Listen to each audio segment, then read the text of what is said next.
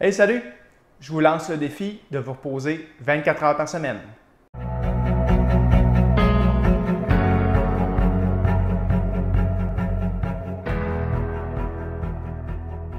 Dans la dernière capsule, j'ai fait référence à une discussion entre Jésus et les pharisiens. Et Jésus explique que le jour du repos est un principe plutôt qu'une règle fixe. Il ajoute à la fin, en Marc 2, versets 27 et 28, « Le sabbat a été fait pour l'homme, et non pas l'homme pour le sabbat. C'est pourquoi le Fils de l'homme est aussi maître du sabbat. » Dieu nous ordonne de nous reposer dans les 10 commandements. Par contre, il faut comprendre que ce jour de repos est pour notre bénéfice. Le sabbat a été fait pour l'homme.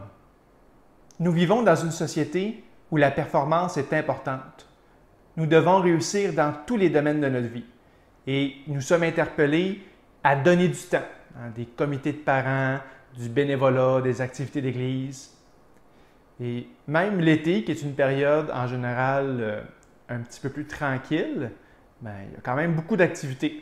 Je vais vous donner un exemple. Mes enfants vont à la garderie et là, durant l'été, à chaque semaine, il y a un thème. Alors, je dois habiller mon enfant en bleu, je dois habiller mon enfant en vert, je dois habiller mon enfant en pirate.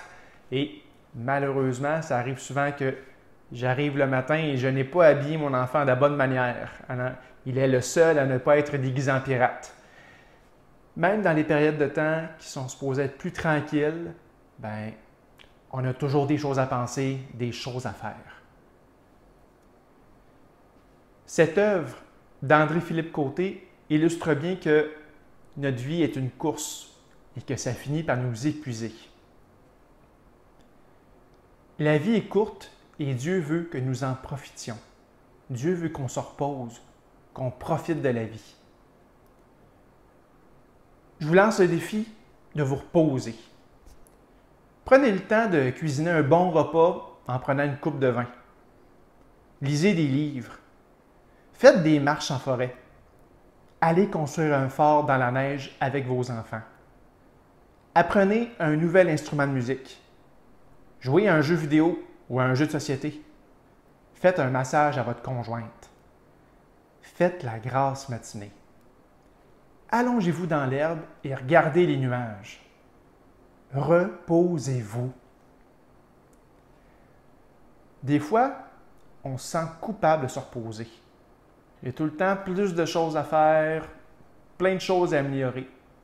Et on se compare avec les autres et on trouve qu'eux autres sont beaucoup plus avancés que nous. On se trouve toujours en retard. En Ecclésiaste 4, versets 5 et 6, on peut lire « Celui qui se croise les bras est un insensé, et il se détruit lui-même. Il vaut mieux une main pleine de repos que 2 mains pleines de travail à courir ainsi après le vent. » On voit les deux extrêmes. Oui, si on est paresseux, on va finir par se détruire nous-mêmes, on n'aura pas une scène. Par contre, ça ne fait pas de sens de toujours travailler. La vie est tellement courte, tellement éphémère qu'il faut en profiter.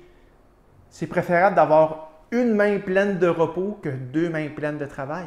Parce que si on travaille tout le temps, la Bible nous dit que c'est comme courir après le vent. Le jour du repos est pour notre bénéfice. On doit profiter de la vie et se reposer de temps en temps. Et si vous voulez plus de détails sur le défi de se reposer, vous pouvez regarder cette vidéo. Si vous avez aimé cette capsule, vous pouvez vous abonner, faire un pouce par en haut. Si vous ne l'avez pas aimé, vous pouvez faire un pouce par en bas. OK, bye bye!